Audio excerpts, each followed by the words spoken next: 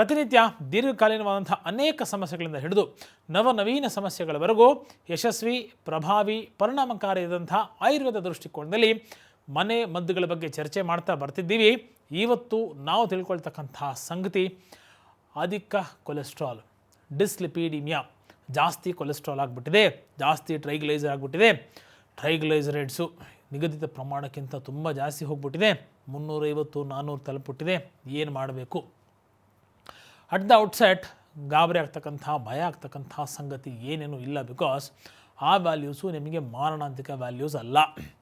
ತೀರಾ ಜಾಸ್ತಿ ಆಗುತ್ತೆ, ಅದಕ್ಕೆ ಡೆಫಿನೆಟ್ಲಿ ಚಿಕಿತ್ಸೆ, ಆಯುರ್ವೇದಿಯ ಇಂಟರ್ವೆನ್ಷನ್ನು ಬೇಕೇ ಬೇಕು ಅಂತಕ್ಕಂಥದ್ದು. ಅನೇಕ ವಿಧವಂಥ ಸಪೋರ್ಟಿಂಗ್ ಪಾಸಿಟಿವ್ ಫ್ಯಾಕ್ಟರ್ಸು ಅದಕ್ಕೆ ಹೆಚ್ಚಿನ ಮಟ್ಟದ ಬೀಫ್ ಈಟಿಂಗ್ ಆಗಿರ್ಬೋದು, ಅದಕ್ಕೆ ಹೆಚ್ಚಿನ ಮಟ್ಟದ ಮೀಟು, ಪೌಲ್ಟ್ರಿ ಈಟಿಂಗ್ ಆಗಿರ್ಬೋದು, ಅಧಿಕ ಸ್ಟ್ರೆಸ್ಸು, ಹೆರಿಡಿಟ್ರಿ, ಒಬೆಸಿಟಿ, ಇವೆಲ್ಲ contributory factors for not coming down. ಉತ್ಪನ್ನ ಆಗಲಿಕ್ಕೆ ನೇರವಾಗಿ ಕಾರಣ ಅಂತಲ್ಲ, ಕಮ್ಮಿ ಆಗದೇ ಇರೋಕ್ಕೆ ಇದು ಪ್ರಮುಖವಾದಂತಹ ಕಾರಣ. ಹಲವಾರು ಸಂದರ್ಭಗಳಲ್ಲಿ ಆಗಬಹುದು ಅಂತಕ್ಕಂಥ ಮಾತು. ಸೊ ಇದೊಂದು ರೋಗನಾ? ಖಂಡಿತ ಅಲ್ಲ. ಇದು ಒಂದು ಅವಸ್ಥೆ. ಯಾವುದು ದೀರ್ಘಕಾಲೀನವಾಗಿ ವ್ಯವಸ್ಥಿತವಾಗಿಲ್ವೋ ಅದಕ್ಕೆ ಆಗ ಒಂದು ಅವಸ್ಥೆ ಅಂತಕ್ಕಂಥ ಮಾತು ಹೇಳ್ತೀವಿ. ಸೊ ಚಿಕಿತ್ಸೆ ಅನ್ನೋದೇನಪ್ಪ? ಒಂದು ಒಳ್ಳೆ ಪ್ರಿಸ್ಕ್ರಿಪ್ಷನ್ ಬರ್ಕೊಂಬಿಟ್ಟು ಅದಕ್ಕೆ ಕೊಲೆಸ್ಟ್ರಾಲ್ ಕಮ್ಮಿ ಮಾಡ್ಕೊಂಬಿಡೋದಾ? ಒಂದು ಅರ್ಥ ಮಾಡ್ಕೊಳ್ಳಿ. ಕೊಲೆಸ್ಟ್ರಾಲು ಸರ್ವೇ ಸಾಮಾನ್ಯವಾಗಿ ಡಿಸ್ಲಿಪಿಡಿಮಿಯಾ ಅಂದರೆ raised cholesterol, raised triglycerides B P ಜೊತೆಗೆ, ಡಯಾಬಿಟಿಸ್ನ ಜೊತೆಗೆ, ಅಧಿಕ ದೇಹಭಾರ ಅಥವಾ ಸ್ಥೌಲ್ಯತೆ ಜೊತೆಗೆ ಅದಕ್ಕೆ ತನ್ನದೇ ಆದಂಥ ರೀತಿಯಲ್ಲಿ ಹೊಂದ್ಕೊಂಡಿರುತ್ತೆ ಅಂತಕ್ಕಂಥದ್ದು. ಭಯ ನಮ್ಮನ್ನು ಸರ್ವಕಾಲದಲ್ಲೂ ಆವರಿಸ್ತಾ ಇರುತ್ತೆ.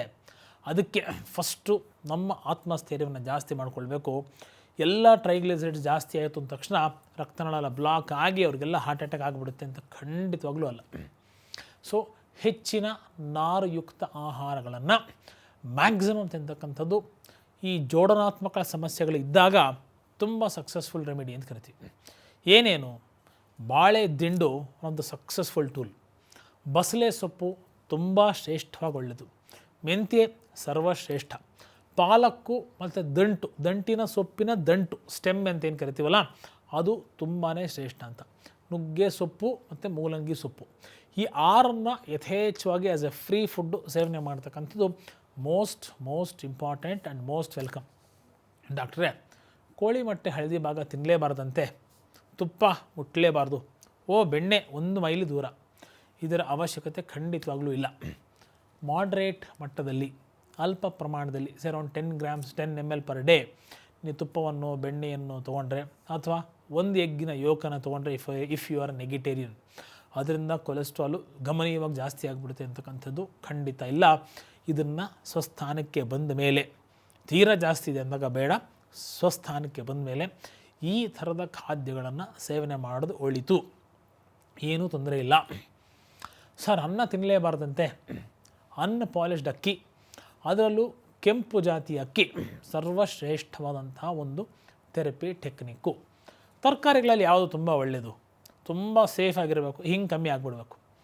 ಬೆಳ್ಳುಳ್ಳಿ ನೀವು ತರಕಾರಿ ಅಂತಾರ ಅನ್ನಿ, ಒಂದು ವಿಶೇಷವಾದಂತಹ ರಾಮಬಾಣ ಅಂತವರು ಕರೀರಿ, ಶ್ರೇಷ್ಠವಾದಂತಹ ದ್ರವ್ಯ. ಡಿಸ್ಲಿಪಿಡಿಮಿಯಾಗೆ ನಿಮ್ಮ ಕಾರ್ಡಿಯೋ ಪ್ರೊಟೆಕ್ಟಿವು, ಲಿಪಿಡ್ಸ್ನ ಮ್ಯಾನೇಜು, ಮೇಂಟೇನು, ಸದಾಕಾಲ ಕಂಟ್ರೋಲ್ ಇಡೋಕ್ಕೆ ಬೆಳ್ಳುಳ್ಳಿ ರಾಮಬಾಣವಾದಂಥ ಒಂದು ದ್ರವ್ಯ. ಹೇಗೆ ತೊಗೊಳ್ಳೋದು, ಏನರ ಜೊತೆ ತೊಗೊಳ್ಳೋದು, ಹಾಗೆ ಅಗದು ತಿನ್ನೋದಾ, ಕ್ಯಾಪ್ಸೂಲ್ಸ್ ತೊಗೊಳ್ಳೋದಾ, ಎಕ್ಸ್ಟ್ರಾಕ್ಟ್ಸ್ ತೊಗೊಳ್ಳೋದಾ, ಹಾಗೆ ಅಗೆದು ಜಿಗೆದು ತಿಂತಕ್ಕಂಥ ಪ್ರಯತ್ನ ಸರ್ವಕಾಲದಲ್ಲೂ ಮಾಡಬೇಕು. ಅದರ ಎಕ್ಸ್ಟ್ರಾಕ್ಟ್ಸ್ನ ತೊಗೊಳ್ರೆ ಅದು ತನ್ನ ಮೂಲ ದೃಷ್ಟಿಕೋನದಲ್ಲಿ ಏನು ಕೆಲಸ ಮಾಡಬೇಕು, ಹೇಗೆ ಕೆಲಸ ಮಾಡಬೇಕು, ಹಾಗೆ ಕೆಲಸವನ್ನು ಮಾಡುವುದಿಲ್ಲ. ಸೊ ಹೇಗೆ? ಬೆಳ್ಳುಳ್ಳಿ ತೊಗೊಳ್ಳಿ, 4 to 8 ಎಸಳು ಬೆಳ್ಳುಳ್ಳಿ, ಸುಮಾರು 50 ml ಹಾಲು, ಸುಮಾರು 250 ml ನೀರು, 1/4 ಲೀಟ್ರ್ ನೀರು. ಸೊ 250 ml ನೀರು, 50 ml ಹಾಲು, ಮಿಕ್ಸ್ 300 ml ಲಿಕ್ವಿಡ್ಡು. ಇದಕ್ಕೆ 8 to 10 ಎಸಳುವರೆಗೂ ಮ್ಯಾಕ್ಸಿಮಮ್ ಬೆಳ್ಳುಳ್ಳಿನ ತೊಗೊಳ್ಳಿ. ಅರ್ಧ ಚಮಚದಷ್ಟು ಪರಿಶುದ್ಧವಾದಂಥ ಅರಿಶಿನವನ್ನು ಬೆರೆಸಿ ಲೋ ಫ್ಲೇಮಲ್ಲಿ ಕುದಿಸ್ಬೇಕು. ಯಾಕೆ ಲೋ ಫ್ಲೇಮಲ್ಲಿ ಕುದಿಸ್ಬೇಕು? ಚೆನ್ನಾಗಿ ಬೆಂಕಿ ಇಟ್ಬಿಟ್ರೆ 1 ನಿಮಿಷಕ್ಕೆ ಹಿಂಗೋಗುತ್ತಲ್ವಾ, ಹಾಗೆ ಹಿಂಗಬಾರ್ದು. ನಿಧಾನಕ್ಕೆ ಹಿಂಗಿದಾಗ ಇದರಿರ್ತಕ್ಕಂಥ ದ್ರವ್ಯದ ಗುಣ ಚೆನ್ನಾಗಿ ಆ ಪೂರ್ತಿ ಪೇಯದ ಜೊತೆ ಅಂತರ್ಭಾವ ಆಗುತ್ತೆ ಅಂತಕ್ಕಂಥ ಮಾತು. ಇದನ್ನು ಫಿಲ್ಟರ್ ಮಾಡ್ತಕ್ಕಂಥ ಅವಶ್ಯಕತೆಯೂ ಇಲ್ಲ, ಯಾಕಂದರೆ ಆ ಬೆಳ್ಳುಳ್ಳಿ ಇರ್ತಕ್ಕಂಥ ಫೈಬರು ನಿಮಗೆ ತುಂಬಾ ಒಳ್ಳೆಯದು. ಚೆನ್ನಾಗಿ ಅಗೆದು ಜಿಗೆದು ತಿಂತಕ್ಕಂಥ ಒಂದು ಕೈಂಕರ್ಯವನ್ನು ತಾವು ಫಾಲೋ ಮಾಡಬೇಕು. ಪೇರೆಂಟ್ಸು ಹೆದರಬೇಡಿ, ಮಕ್ಕಳು ಹೆದರದೇ ಇರಬೇಡಿ, ಎಚ್ಚರಿಕೆಯಿಂದ ಇರಿ. ಇವೆರಡು ವಿನಮ್ರ ಕೋರಿಕೆಗಳು ನಿಮಗೆ ಈ ಹಂತದಲ್ಲಿ. ಸೆಕೆಂಡು ಮೋಸ್ಟ್ ಇಂಪಾರ್ಟೆಂಟ್ ರೆಮಿಡಿ ಏನು ಗೊತ್ತೇನ್ರಿ? ಪ್ಯೂರ್ ಮೆಂತ್ಯ ಲೀವ್ಸ್ ಚೆನ್ನಾಗಿ ತೊಳ್ಕೊಳ್ಳಿ. ಉಪ್ಪು ಅರಿಶಿನ ನೀರಲ್ಲಿ 2-4 ಅವರ್ ನೆನೆಸ್ಬಿಟ್ಟು ಮೆಂತ್ಯ ಸೊಪ್ಪನ್ನು ಯಥೇಚ್ಛವಾಗಿ ಹಸಿ ರೀತಿಯಲ್ಲಿ ತಿನ್ನುತ್ತಾ ಬನ್ನಿ. ಆಮೇಲೆ ಉಳ್ಳಿ ಹೂವು, ಈರುಳ್ಳಿಯ ಸ್ಟೆಮ್ಮು, ಅದಕ್ಕೆ ಉಳ್ಳಿ ಹೂವು ಅಂತ ಕರಿತೀವಿ ಅಲ್ವಾ, ಸ್ಪ್ರಿಂಗ್ ಆನಿಯನ್ಸ್ ಅಂತ ಕರಿತೀವಿ ಇಂಗ್ಲೀಷಲ್ಲಿ.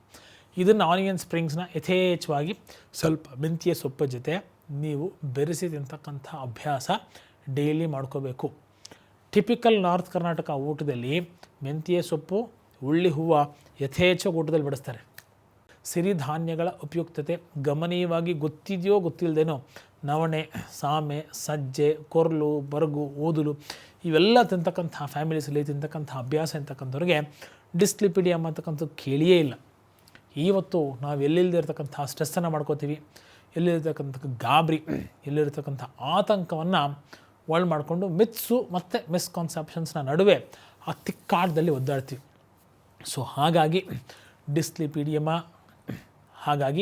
ಡಿಸ್ಲಿಪಿಡಿಮಿಯಾ, ಹೈಪರ್ ಕೊಲೆಸ್ಟ್ರೇಮಿಯಾ, ಹೈಪರ್ ಟ್ರೈಗ್ಲೈಡ್ಸ್ ಜಾಸ್ತಿ ಆಗಿದೆ.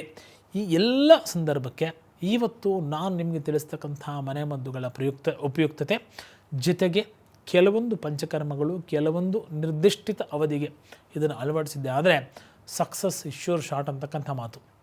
ಯೋಚನೆ ಮಾಡಬೇಡಿ.